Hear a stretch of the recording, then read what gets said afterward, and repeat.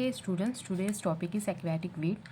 So start करते हैं। तो सबसे पहले समझते हैं कि एक्वेटिक वीड्स के कंट्रोल में हमको क्या क्या देखना है। तो जो एक्वेटिक वीड्स के कंट्रोल होते हैं उसमें हम क्या करते हैं, जो ऐसे एक्वेटिक वीड्स जो बॉडी ये वाटर बॉडी के अंदर जो बहुत ज़्यादा ग्रो कर रहे हैं, है ना, उनके अंदर जो उनकी ग्रोथ है वो कंटिन्यूसली होती ही जा रही है, तो उसको हम किस तरह से कंट्रोल कर सकते हैं, इस टॉपिक में हमको पढ़ना है।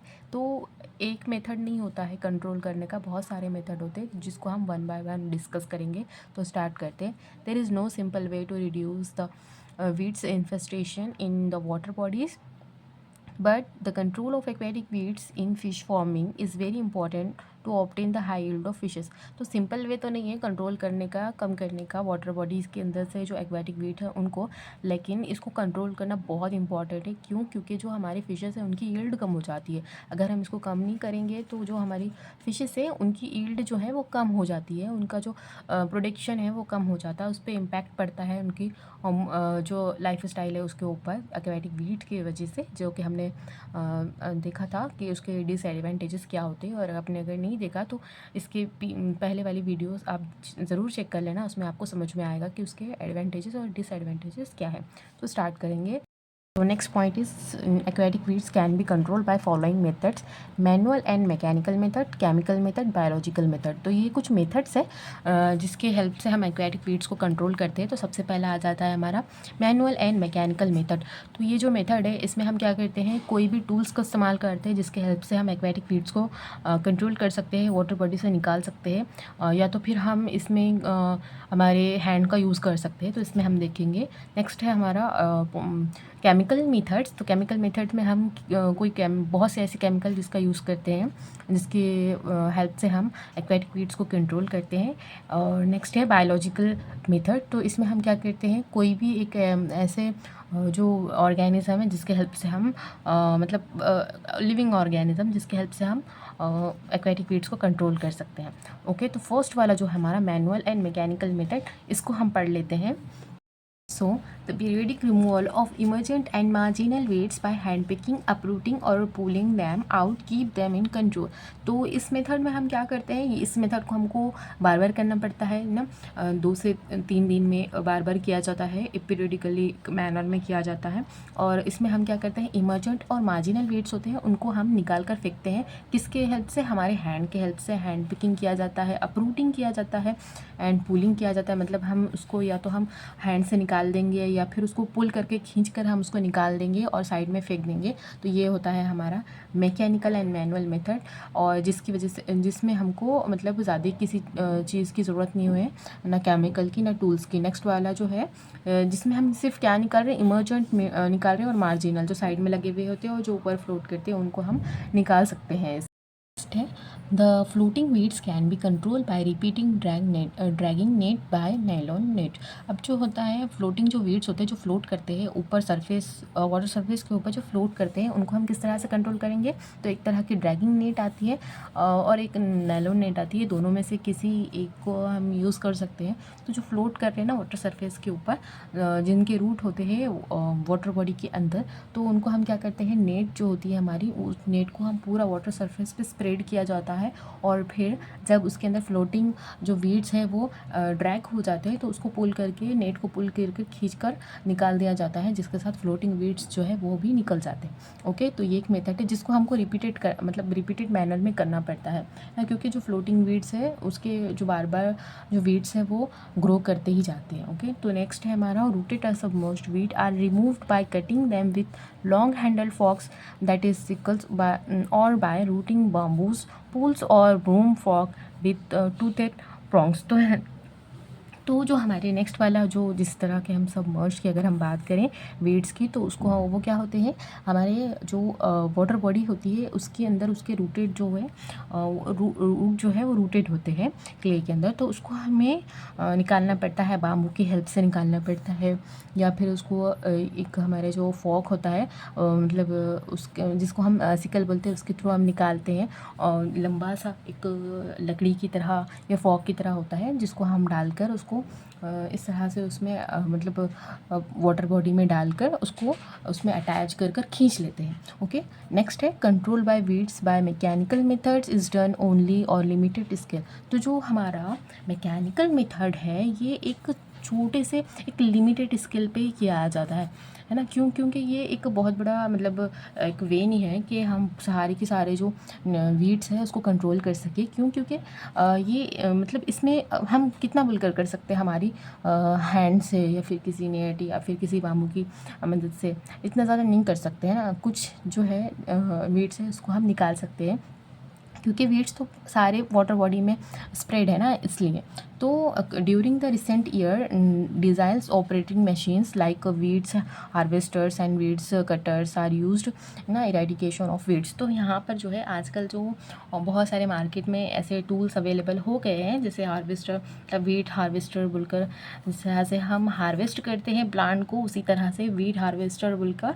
हार्वेस्टर के मीनिंग होते हैं मतलब जो हमारी फसल है जब ग्रो कर जाती है अच्छे से, जिसको हम कट करके निकाल लेते हैं, हार्वेस्ट कर लेते हैं, उसको बोलेंगे हमारे। तो इसी तरह से जो वीड हार्वेस्टर आ गए हैं हमारे मार्केट में, उसका हम यूज़ करते हैं।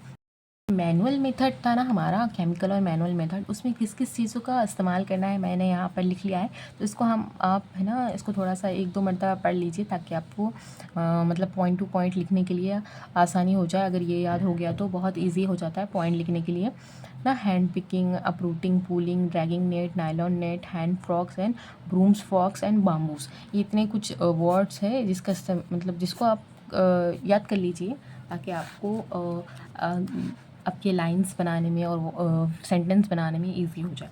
ओके, तो जो हमारा केमिकल मेथड है हम उसको देखेंगे अभी।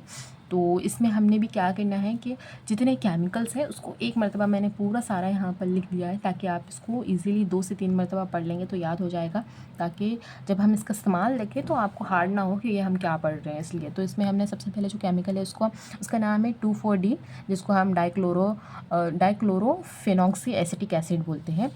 नेक्स्ट हमारा केमिकल है टैफ एसिड, जिसका इस्तेमाल बहुत जगह किया जाता है। उसके बाद है sodium arsenate and 2,4-D sodium salt and simazine and diuron and copper sulphate. ये कुछ नेम्स है केमिकल के, जिसको आप अच्छे से याद कर लीजिए, 3 से 4 मरतबा पढ़ेंगे तो याद हो जाएंगे। जो फ्लोटिंग वीट होते हैं उसके लिए हम 2,4-D इस्तेमाल करते हैं, जिसका एग्जांपल पिस्टिया और लेमिना था। तो हम 2,4-D इसको इस्तेमाल करके इसको निकाल सकते हैं। उसके बाद जो मार्जिनल होते हैं इसमें हम टैफ एसिड 80 यूज़ करते हैं। डिटर्जेंट जो होता है हमारा सर्फ, उसका भी इस्तेमाल कर सकते हैं। उसके बाद जो इमर्जेंट है उसमें हम क्या करते हैं 2,4-D इस्तेमाल करते हैं, कॉपर सल्फेट इस्तेमाल किया जाता है, जिसके हमें निम्फिया और लेम्बो जो था हमारा जिसके एग्जाम्पल है इमर्जेंट के, तो उसको हम कॉपर सल्फेट के यूज़ से हम इसको निकाल सकते हैं। नेक्स्ट है हमारा सबमर्ज वीट, तो इसमें हम कॉपर सल्फेट इस्तेमाल करते हैं, सोडियम आर्सेनेट इस्तेमाल करते हैं, सिमाइजिंग इस्तेमाल करते हैं। ओके, नेक्स्ट है हमारे पास जिसमें जो इसका जो एग्जांपल है हाइड्रिला और वेलिसनेरिया। तो इसमें हम मतलब जो इसका इस्तेमाल करके कॉपर सल्फेट का और सोडियम आर्सेनेट का इस्तेमाल करके हम इसको निकाल सकते हैं, हाइड्रिला को और वेलिसनेरिया को।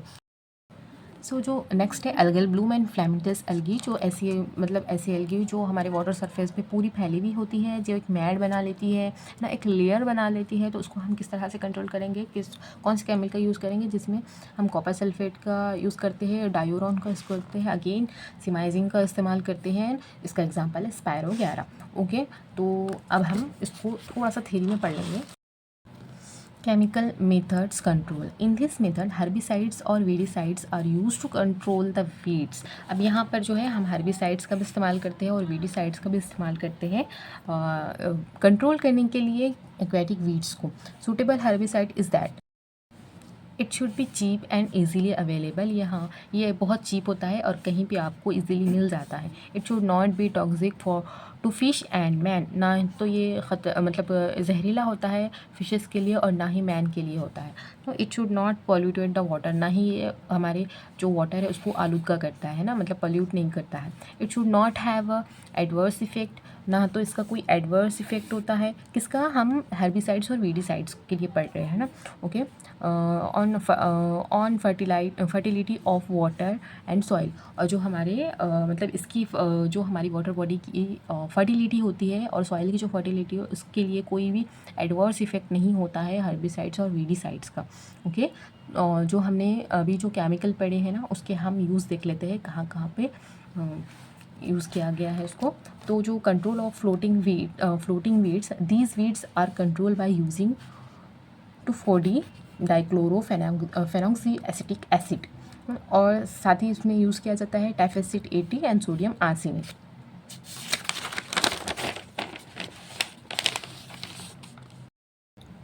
Pistia and lamina can be controlled or killed within 10 days using sodium arsenate at the rate of 75 1 by hectare. अब यहाँ पर जो है हम 10 दिन के अंदर सोडियम एंड लेमिना को कंट्रोल कर सकते हैं बाय यूजिंग सोडियम आर्सेनेट, है ना। 1 हेक्टर में अगर हमको इसका 75 अमाउंट लेना पड़ेगा सोडियम आर्सेनेट का। Okay, control of emergent weeds next है हमारा। कंट्रोल ऑफ इमर्जेंट वीड्स को किस तरह से करेंगे, तो इसमें का एग्जांपल जो था हमारा क्या था, लेमिबो निम्फोइड्स, जिसको हम लोटस बोलते हैं।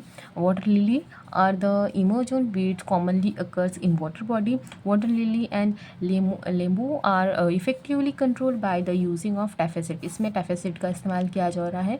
साथ ही साथ इसको हम क्या करते हैं, 2,4-D और सोडियम सॉल्ट का इस्तेमाल करके अगेन इसको मतलब इसका इस्तेमाल करके हम इसको कंट्रोल कर सकते हैं, जिसका कॉन्सेंट्रेशन जो है सोडियम और सॉल्ट का 1.5% होना चाहिए। अलॉन्ग विथ इसमें हम और यूज़ करते हैं डिटर्जेंट सर्फ, जिसका जो है हमको अमाउंट कितना लेना है, 0.25% इतना हमको इसका अमाउंट लेना है। और जब हम इसको मिक्स करके डालेंगे वाटर के अंदर, तो ये जो है हमारे जो कुछ ही टाइम में हमारा जो इमर्जेंट वीड है वो ख़त्म हो जाएगा।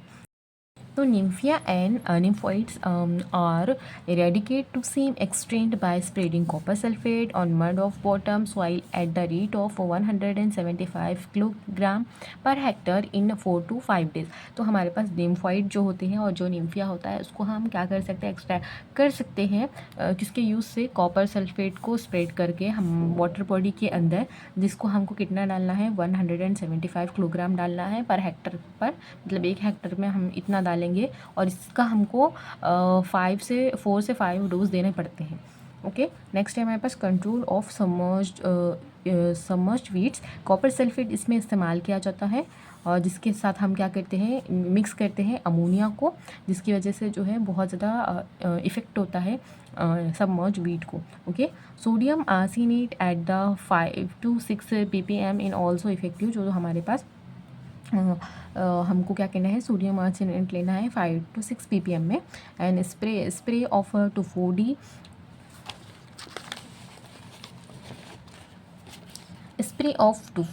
And simizing on water surface partly killing submerged weed। तो जो है हमारे पास इसमें हम क्या करते हैं, सिमाइजिन का भी इस्तेमाल किया जाता है, यूज़ किया जाता है जो हमारे वाटर सबमर्ज वीड होते हैं उनको कंट्रोल करने के लिए, है ना। और साथ ही साथ उसके साथ हम मिक्स कर सकते हैं 2,4-D। Okay, control of marginal weeds most effective chemical is 1.2 to 1.5% टाइफेसिट 80 along with a detergent Surf.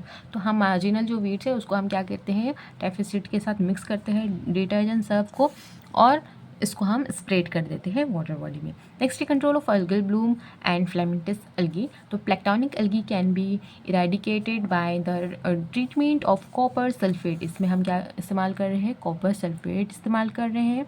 Next है simazine is a small dose of 0.5 to 1 ppm is also effective in the killing of planktonic algae.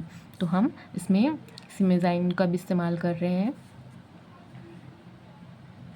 Next है diuron at 0.5 to 0.3 ppm effectively kill algal bloom and mats. तो diuron का इस्तेमाल किया जाता है 0.3 ppm इसका इस्तेमाल किया जाता है किसको ख़त्म करने के लिए, अल्गल ब्लूम को, और जो फ्लेमेंटस एल्गी है उसको ख़त्म करने के लिए। ओके, तो ये हमने आज 2 देखे हैं, एक केमिकल मेथड और दूसरा हमने देखा है मैनुअल मेथड।